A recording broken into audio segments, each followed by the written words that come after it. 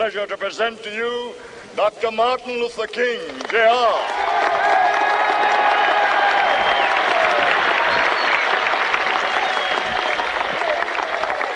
I am happy to join with you today. We're going live. Hello, yes, good afternoon. This is Ray Ramirez. We're here from IS-49. I'm here at the Beacon Program with the Staten Island Urban Center and the Lyric Lab. And today we have a podcast on Martin Luther King Day and the meaning of Martin Luther King. I'm here with some youth from the community, and then we're just going to begin to talk about Martin Luther King. So, can you just introduce yourselves, and then we'll continue. We'll continue from there. Let's go on, sir. First. Hi, my name is Jacob. I'm gonna be honest with you, my friends kind of enrolled me in this, but I think it's kind of interesting for us to talk about the meaning of Martin Luther King and what he's really stood for. I'm Anthony Gutierrez. I'm here today to talk about Martin Luther King and other subjects on this podcast with IS-49. On behalf of Liberty Partnership, thank you for having me. I'm Destiny. Thank you for having me. So, yeah. I'm Maya. I'm here to talk about Martin Luther King Jr. and a bunch of other topics. Thank you for having me. All right, so thank you so much for coming out and taking part. So I just want to start from the beginning. A lot of times we assume a lot of things that our youth know or don't know. So tell me, from your own words, who is Dr. Martin Luther King? What did he stand for from your understanding? And so I just want to hear from you. Martin Luther King, to me personally, is a man of God, number one, and a man who pushed through all trials and tribulations in his life to get the Black and brown and Latino community to where it is now. And he's someone who gives me motivation. I'll say there's other people who gave me motivation, but he's one of the main people who have gave me motivation to be you know what, I was born here and I'm gonna fight for the people that look like me and that sound like me. So yeah. Next. To me, as a Black American, I feel like Martin Luther King was one of the first civil rights leaders that I've learned about, along with Rosa Parks and everybody else. But I feel like he's just somebody who, like Destiny said, outgrown all the trials and tribulations and stood up for what he believed was right, and kind of built a foundation for this community today. Hats off to my co-youth. They kind of just said everything I was going to say. But to reiterate what they said, Martin Luther King, a civil rights leader. When I say leader, I mean that. When you look up the civil rights movement, Martin Luther King is one of, if not the first face you see on Google or any other media browser. He stood for justice. He stood for equality for all people. He was a man of God. And even after the sacrifice he made, it did not go for nothing. His sacrifice meant a lot. It pushed a lot of laws and agendas, and it brought us together, unified us. And that's something we need in the community. We need unification. For me, Martin Luther King is he was the person that was a major stepping stone in the civil rights movement. Because just like Anthony said, if you search him up, he's one of the first people you see. That just shows how important he is, and just shows how much progress made over the years. Also, to add on to what Anthony was saying, it reminded me Jesus died on the cross for us so that we could live a better life, right? And it's Martin Luther King also was another person who I took the time out of his life to help our generation now. So yeah, that's something about Martin Luther King. Martin Luther King didn't need to do that. He had money. He was set. He could have just watched all the injustices that were happening and just went about his business. He was good, but he chose to fight for his people, us. He chose to fight for us even though he didn't need to.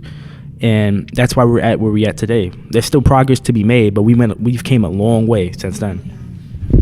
And just to jump on that, I asked a question to the parents, and I want to ask the same question to you.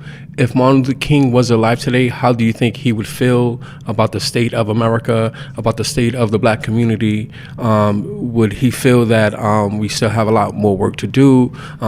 So just if you can elaborate on that. Me, I think, you want to go? Or Low key, yeah. all right, you go first. Wow, I think that there is still a lot of process to be made, a lot of progress. I think he would definitely be kind of disappointed in the black community, because when you look around and you look on the news, there's black people killing black people. There's black people like, it's like our whole entire the whole entire foundation that was built by not only Martin Luther King, but by all these other marvelous civil rights leaders is being broken down because of the violence and everything that's going on, because of the gang violence. Whether, like, you know, like, no matter what violence it is, black people are still being killed. It's like we're taking it for granted.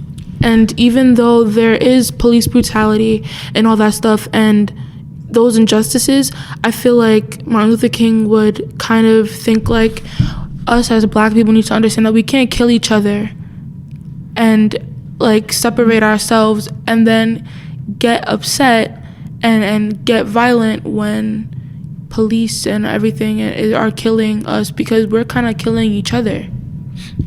To add on what Maya was saying, it's like literally we're taking everything for granted. And it's like, okay, now we're here so we could do what we want.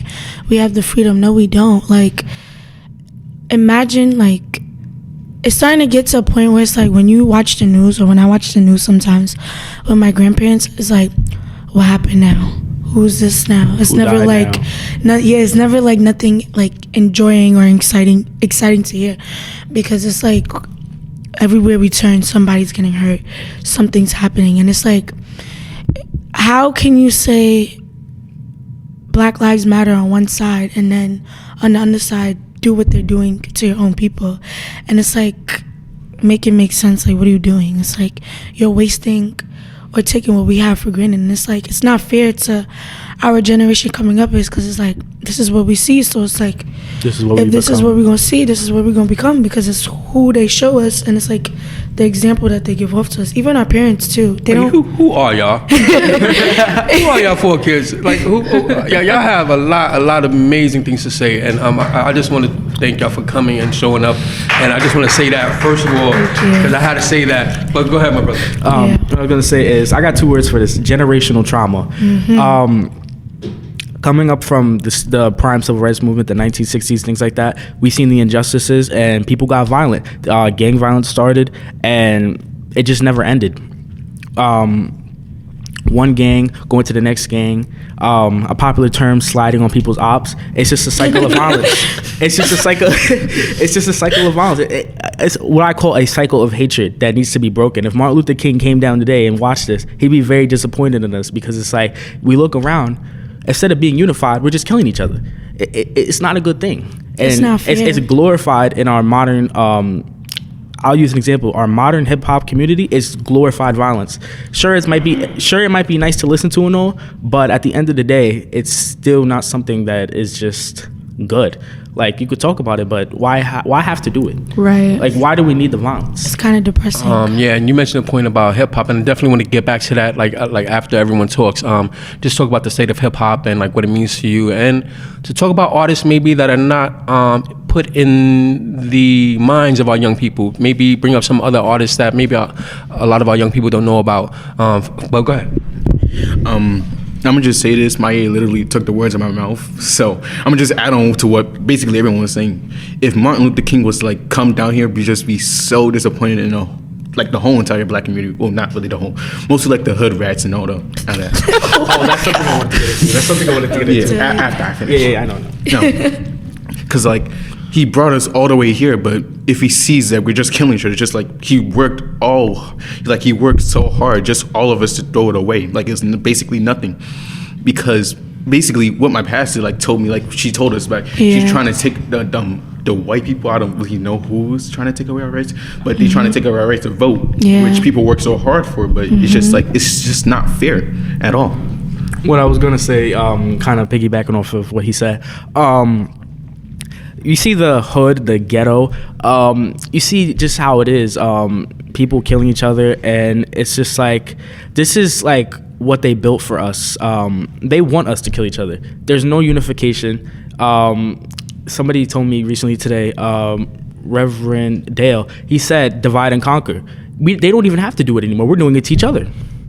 it's just like they're laughing at us. We think it's all cool and games, but they're laughing at us. It's something my grandma told all of us this when we was in church one time. She was like, if you don't teach the youth or tell them like what happened and how far we got here, history is going to repeat itself. And it might not be repeating itself the way it did. Like, it might not be like the same way it was back then, but it's repeating itself in a more aggressive and a more sad and depressing way, because it's like our parents are like, when we walk outside, like, are they gonna come back home safe, or I'm gonna have to hear news that something happened to you? So it's kind of sad. It's one of those things where it's like, us as Black people, we don't want to believe that we want to believe that everything is fine, like that we have our freedom and all this stuff. But it's like, just like Destiny said, history, whether we like it or not, will repeat itself if we don't take it into the right situation. So instead of going and killing somebody because they said something about you, don't do that. Just like chill. Like, honestly, it's something where it's like, violence isn't always the answer at all, because you're just gonna end up killing somebody who could have lived a good life. Thank you for that. I want to get into you individually, and I ask this of the parents, and I'm asking this of you, but in particular, I want you to focus on what is your dream for yourself, right? I want you to talk about who you are. What are your individual dreams, and what do you think would be a dream for the community, the world? So it's a 2-part question. Take some time to answer it. Wait, do you mean like our like a dream for yourself? Like, what is your dream for your future? Oh, for your my own future, future. and it could be a personal thing. Like, what road of study you want to go into, what field, like anything. Just a little bit about your dream, and then also your dream for the world. Well, I see myself, in my future, I kind of want to be an educator. So, honestly, seeing in school how violent people are, like, this is bringing everything back into, it's like seeing how people act and like what mindset everyone's in. It kind of makes me kind of nervous, because I don't know how to explain it, but it just makes, it's kind of nerve-wracking to see, and you don't know, honestly, me personally, I don't know how it's gonna go. I'm like, I don't know how my future's gonna end up because of what's going on, but all I know is that my dream for the world is that us, like, especially the youth and the young people, like, this generation is like so intelligent. So if we really put our minds to it and figure out what we want to do and how we want to do it and how we want to make a change, I feel like my dream is just all of the youth and all of us just coming together to make one big change and kind of impacting and inspiring other people younger than us to not be like so violent and aggressive, just to kind of like live life in a manner where it's like everybody can get along. Kind of bringing this personal to my ear, her school had a violent stabbing last year where somebody got brung out in cuffs. There was blood all over the walls. Yep. You don't know if that's going to happen again any day. People in her school bring guns all the time. You don't know what's going to happen. Our school too. People bring those box cutters, knives, anything. I've seen people with them and like just showing me them. It's crazy. The people really feel threatened enough that they have to carry that thing on them, and to feel a need to be protected is kind of just shows the problem with our society right now. We need to feel protected without having to carry those things with us. Like what everybody's been saying, I'm gonna bring a direct quote into this. Those who don't learn from their history are doomed to repeat it. We're repeating our history in just a different way. We're taking away our own rights. They're looking down at us like we're unintelligent, like we're quote unquote monkeys. They look at us like we're just stupid, and we're just proving them right sometimes, the way we act. Yeah. My dream personally is to become a strong, mentally stable female and Black female, and also to be strong and mentally stable in the medical field, because I want to be a dermatologist, but at the same time I kind of give off the energy to be like a therapist for other people, because I kind of give off the energy to be like a therapist for people, because like I always like hearing people's problems, and I always like listening to people talk to me. So if I want to do those things, I have to be mentally stable.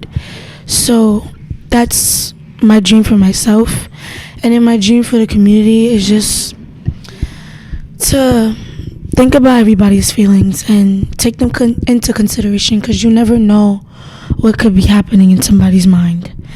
Like, I'm gonna speak for myself. Me personally, like, I always go to everybody like always happy, goofy, like I'm an outgoing person, people would say about me. But in my mind, like, there's many of rambling thoughts that just go on, and it's like sometimes people would say certain stuff and they wouldn't realize how it would impact me, but it does. But I wouldn't say anything about it. But some people, they show it off in actions and hurting people and stuff. So something I want to like help the community is think about how other people, or think about what other people are going through, because like you never know. Did you talk about your own dream? No, I didn't. I actually kind of forgot, and then Destiny started talking, and I remembered. My dream, I want to be a real estate agent. You know, it's not as broad as everybody else is saying, but I kind of just want to be a real estate agent because there is a lot of money in that. It's also a very competitive market, and being a real estate agent also I could help people doing that. I could hook up people that want to get hooked up as good as they would. People around me, I could help them.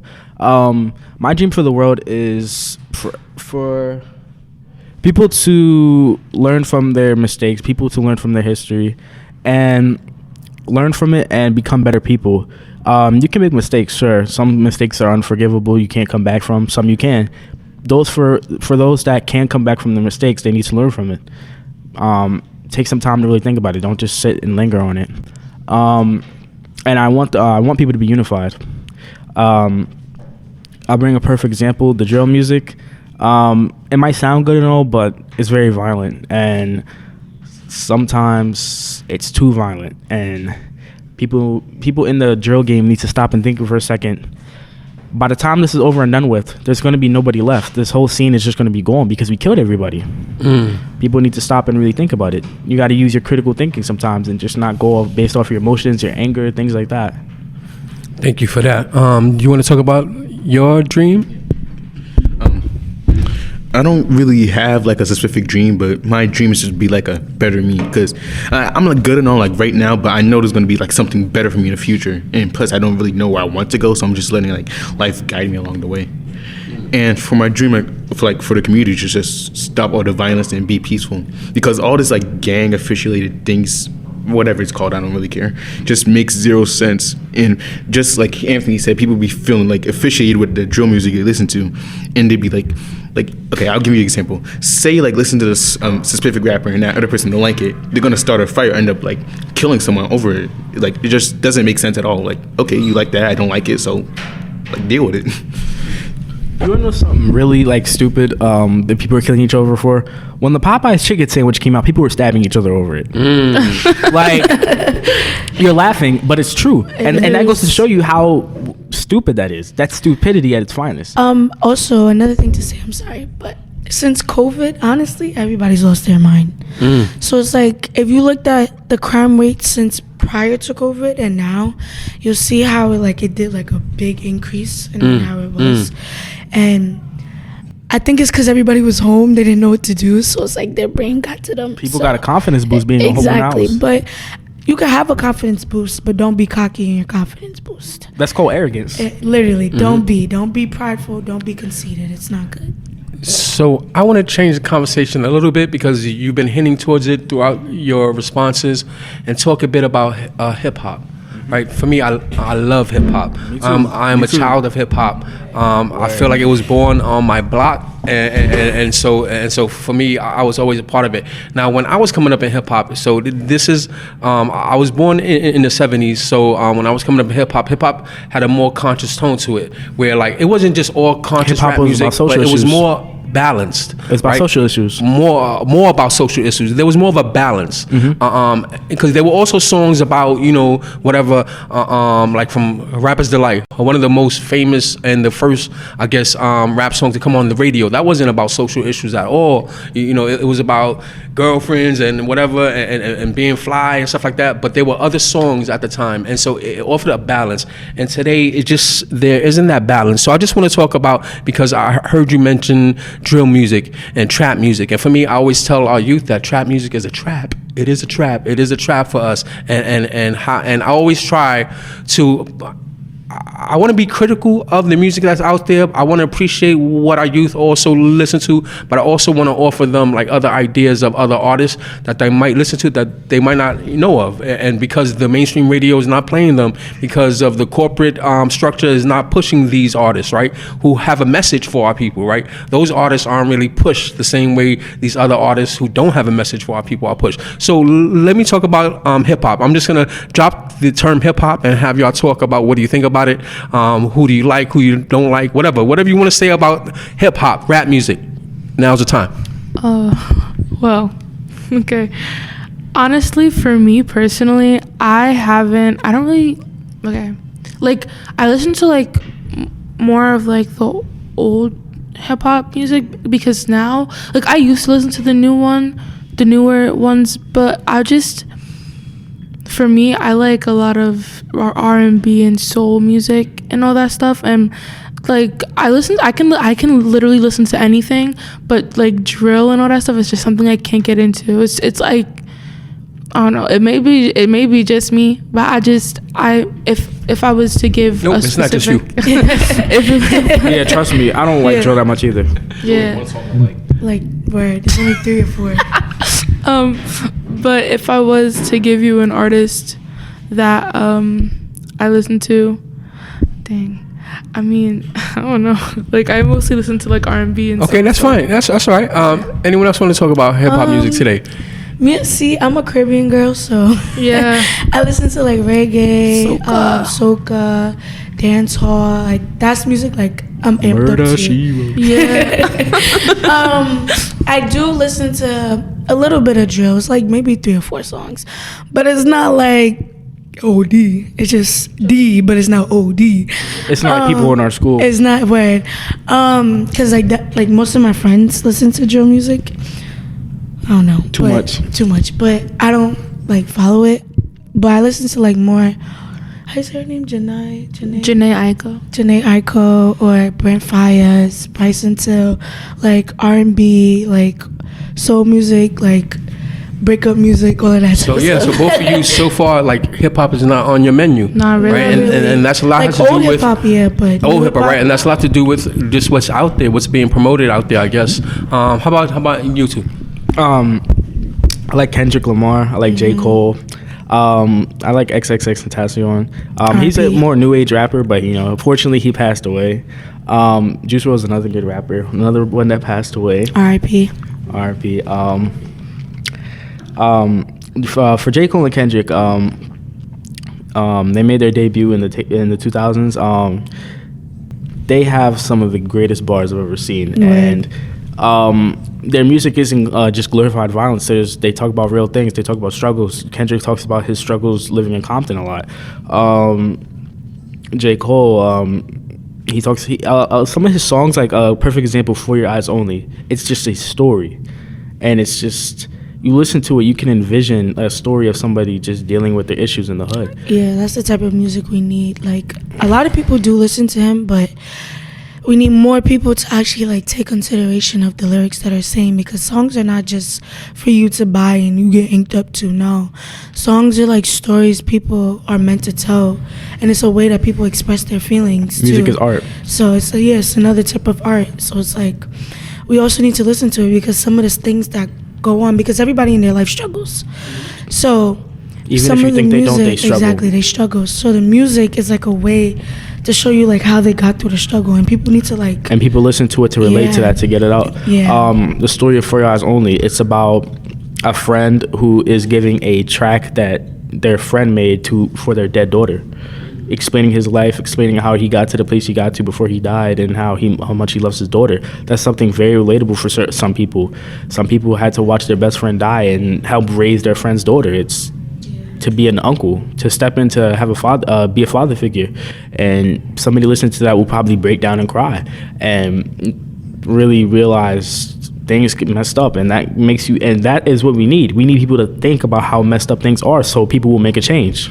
No, I want to thank y'all. The two rappers that y'all mentioned, J. Cole, Kendrick Lamar, is two of my favorite rappers, right? And they're just offering something to the community that a lot of other rappers just not offering, right? And just a way to think about the world, and you know, and so I appreciate artists like that who can say something, and you don't have to always be on that. Like Tupac to me is a fine example where Tupac, you know, he was a complex person, so he had rhymes that weren't positive, and he had rhymes that were positive, and you could take something from him at least, right? And Tupac and his story and his family and his connection to the Black Panthers, he had a history with him. His mother was related to the Black Panthers. No, his mom was definitely a Black Panther, Afeni Shakur for sure, and just that history, right? Like he has something to say, and so a lot of times those artists that have something to say, they're not given the spotlight to say something. And so thank you for mentioning those artists. Can I talk about the other two? Well, one of the other artists, Juice WRLD, rest in peace.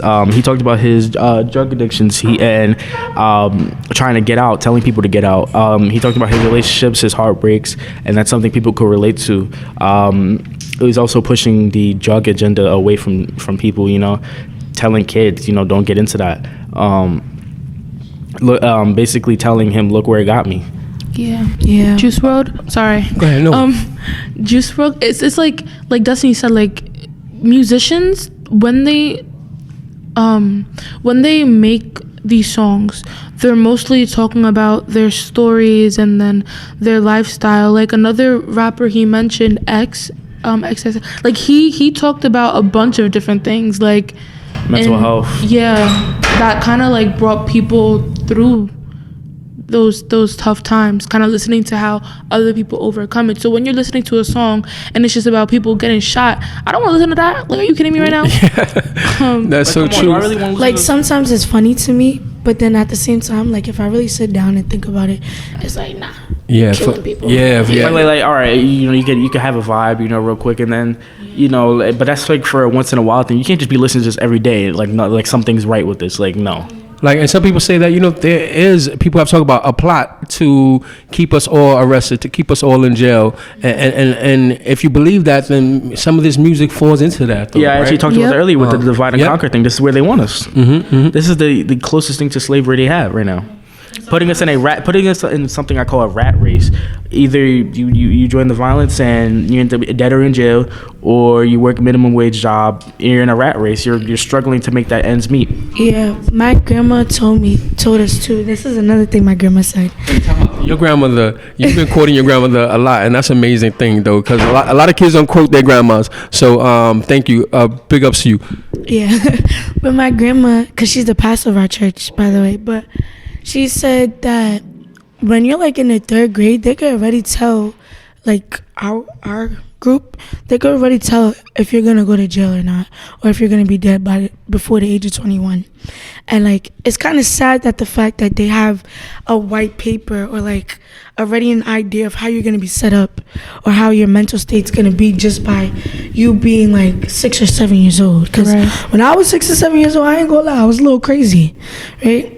But it's like you never know. Exactly. That's not how. Just because you're 6 or 7 years old, like that shouldn't determine on what I'm gonna do or who I'm gonna be. You still are a little crazy.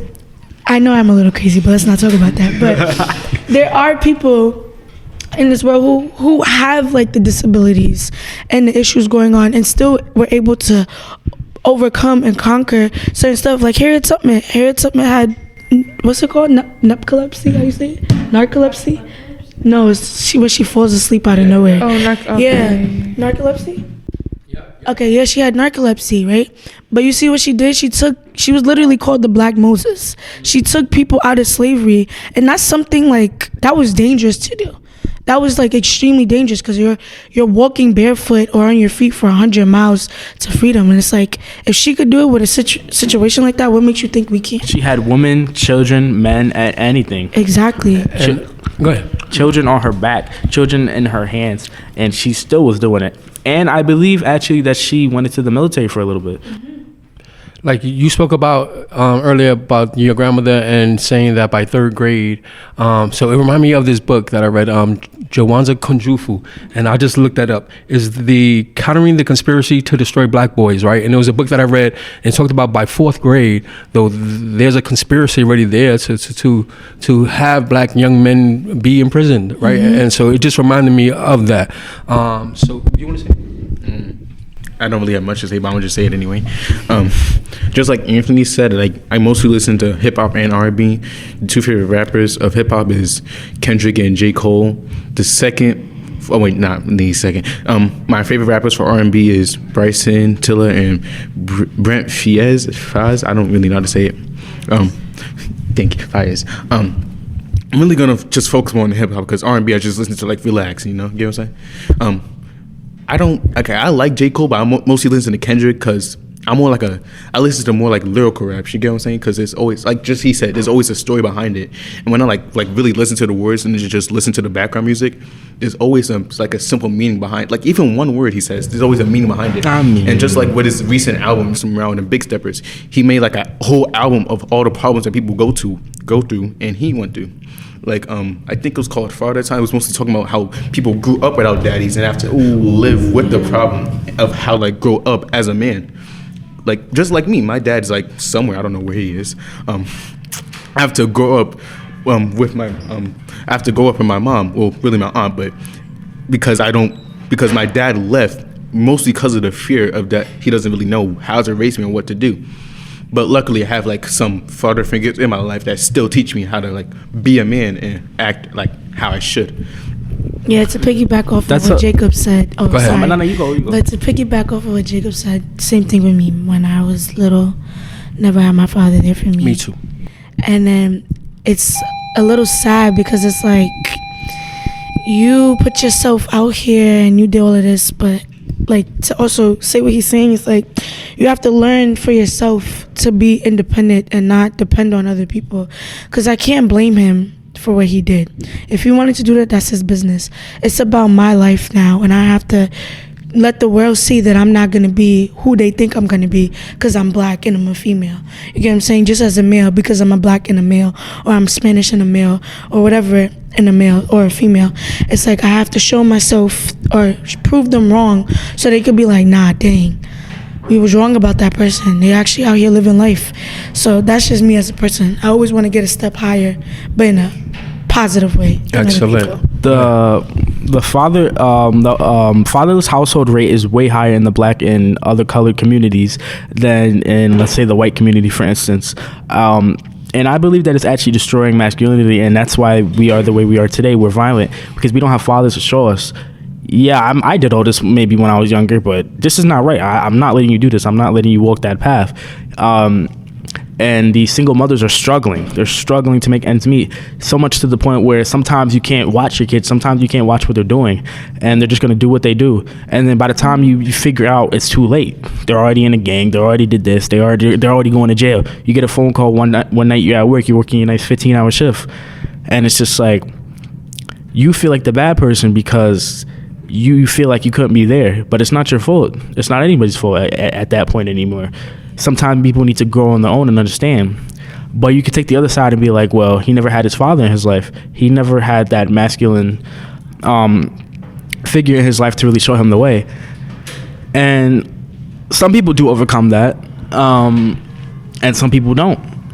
But all in all, I still feel like in our modern society, we need to lower that percentage of fatherless households, and we need fathers back in the houses.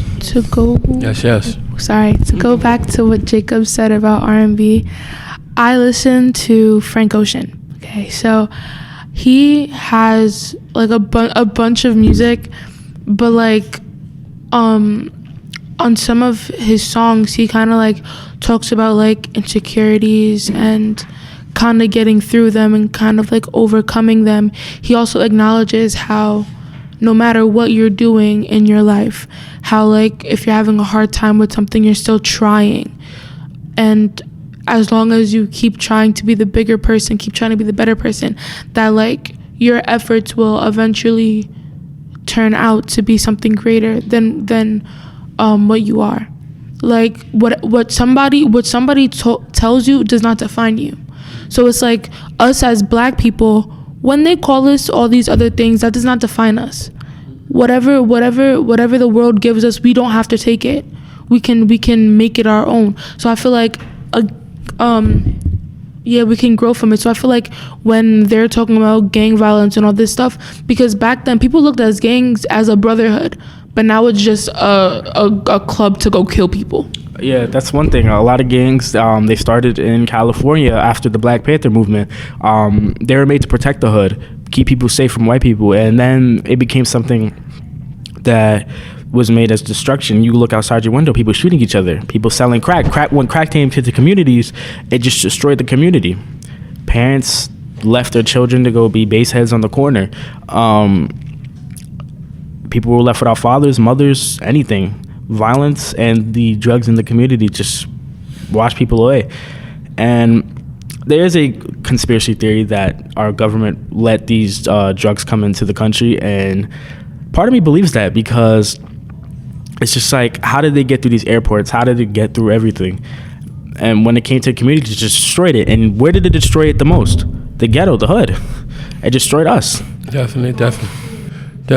Yeah. So for our final question, I want to wrap it up, because when we started, I asked you all, how do you know each other? And you talked about from church. So I just want you, because you mentioned that you wanted to say something about that, about the role in church in the community. What do you think has increased? You think it has decreased? And you might not even know from the past if it has, but I just want to know, because I think you mentioned that you have something to say about church and youth in church. Anyone want to say anything? Sorry. Honestly, I feel like it depends on where you go and who you meet. Like some young people feel as if that church people are kind of judgmental and think that they're above everyone, and sometimes it's not a lie. So it's sometimes it's true, because you have people who may be doing something wrong, and like another person who goes to church who thinks they're a saint and thinks they're not a sinner, and thinks they have nothing, like they didn't do anything wrong, and will sit here and judge somebody of something bad they're doing and not help them to grow. You know, like for example, LGBTQ, the queer community. You have so many Christians, so many people who are sitting here judging them and not giving them a reason to quote unquote change. You know, so you can't sit here and judge somebody for the person that they are when you're not doing any better. Like you think God brought us down here to judge people? God is the one supposed to be judging us. Because in the Bible, it seriously says that do not judge, because you will be judged by me one day. We don't have a heaven or hell to put nobody exactly into. So no matter what or who you are, like something, because as a Christian, I say this for myself, do not be hypocritical. Because you are not perfect. Nobody in this world is named Jesus, because you're not perfect. Nope. Okay? We go through not the same, but we all still go through trials and tribulations. And we shouldn't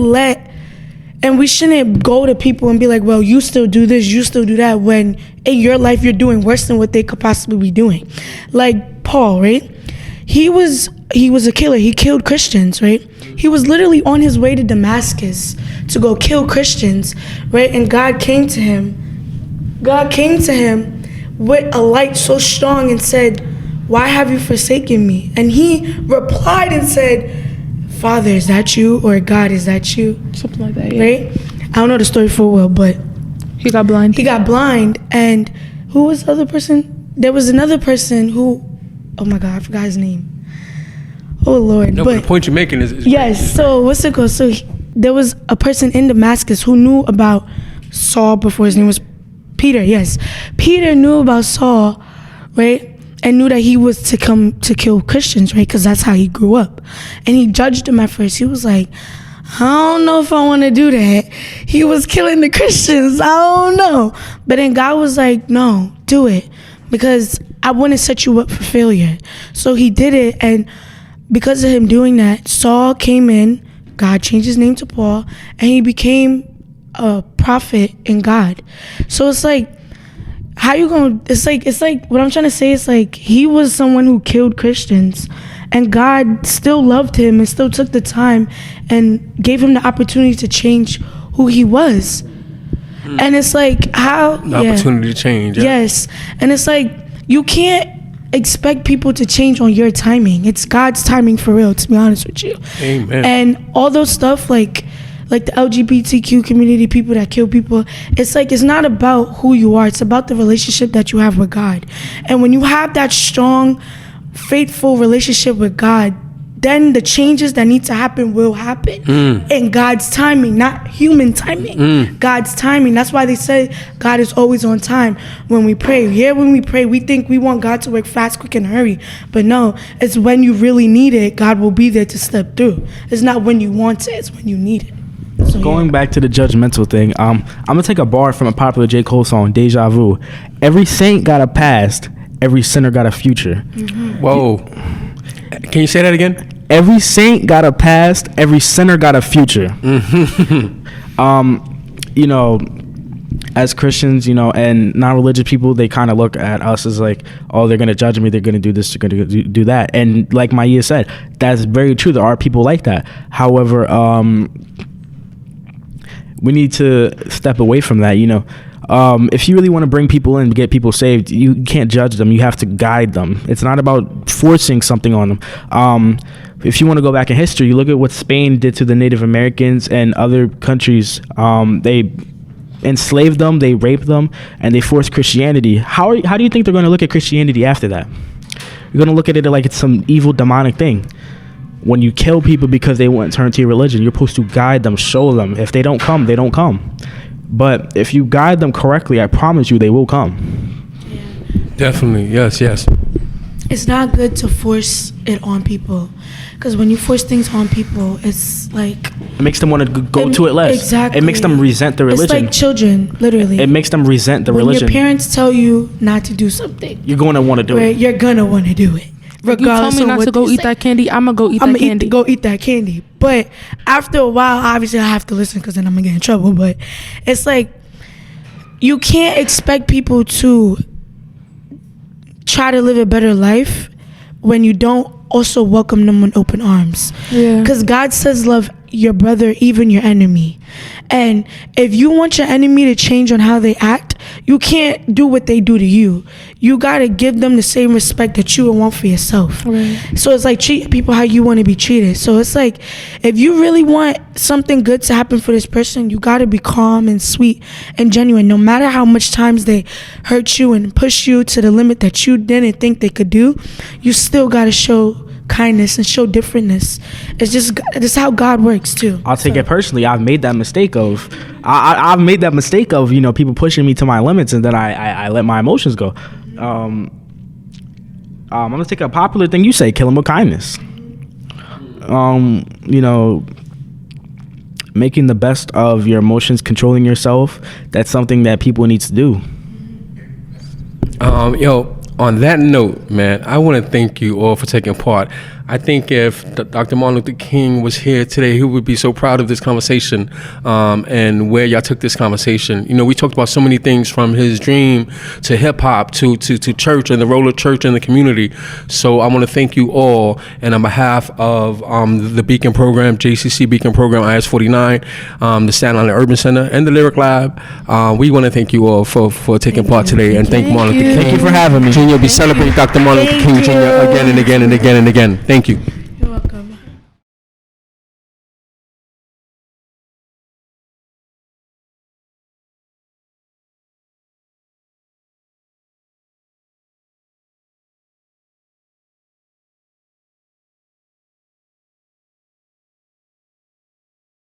I have the pleasure to present to you Dr. Martin Luther King, Jr.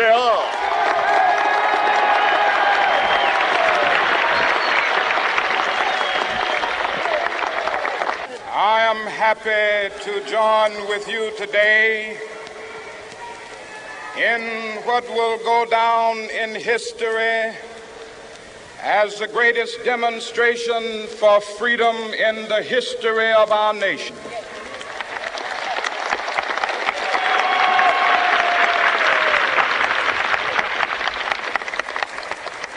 Five score years ago, a great American in whose symbolic shadow we stand today signed the Emancipation Proclamation.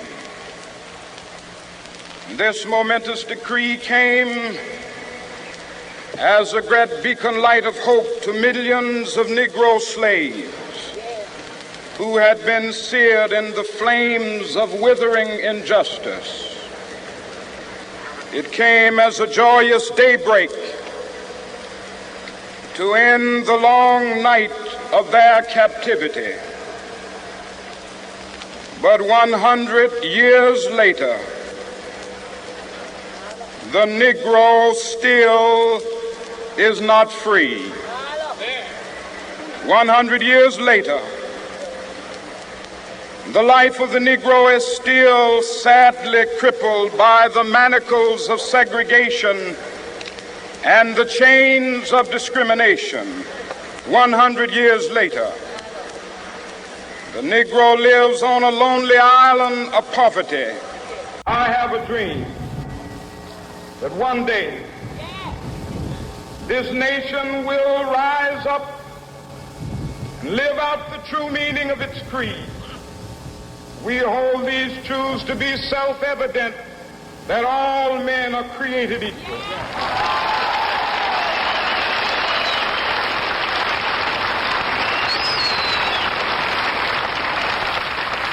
I have a dream that one day on the red hills of Georgia, sons of former slaves and the sons of former slave owners will they be able to sit down together at the table of brotherhood. I have a dream that one day, even the state of Mississippi, a state sweltering with the heat of injustice, sweltering with the heat of oppression, will be transformed into an oasis of freedom and justice. I have a dream. My poor little children will one day live in a nation where they will not be judged by the color of their skin, but by the content of their character. I have a dream today.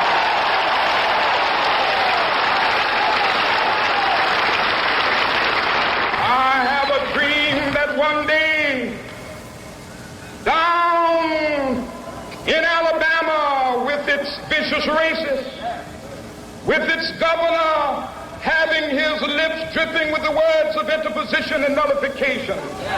One day right there in Alabama, little black boys and black girls will be able to join hands with little white boys and white girls as sisters and brothers. I have a dream today.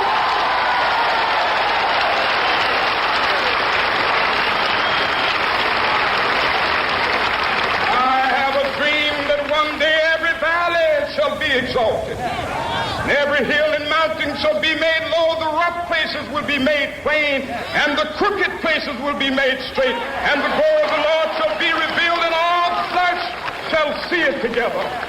This is our hope. This is the faith that I go back to the South with. With this faith, we will be able to hew out of the mountain of despair a stone of hope. With this faith, we will be able to transform the jangling discords of our nation into a beautiful symphony of brotherhood. With this faith, we will be able to work together, to pray together, to struggle together, to go to jail together, to stand up for freedom together, knowing that we will be free one day.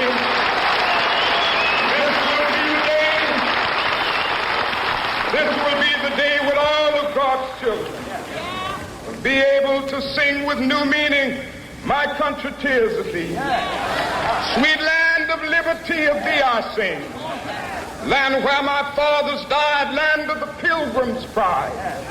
From every mountainside, let freedom ring. And if America is to be a great nation, This must become true. And so let freedom ring from the prodigious hilltops of New Hampshire. Let freedom ring from the mighty mountains of New York. Let freedom ring from the heightening Alleghenies of Pennsylvania. Let freedom ring from the snow-capped Rockies of Colorado. Let freedom ring from the curvaceous slopes of California. But not only that, let freedom ring from Stone Mountain of Georgia. Let freedom ring from Lookout Mountain of Tennessee. Let freedom ring from every hill and molehill of Mississippi, from every mountainside. Let freedom ring in Whitney Capital. When we allow freedom ring, when we let it ring from every village and every hamlet, from every state and every city, we will be able to speed up that day when all of God's children, black men and white men, Jews and Gentiles, Protestants and Catholics, will be able to join hands and sing in the words of the old Negro spiritual, free at last.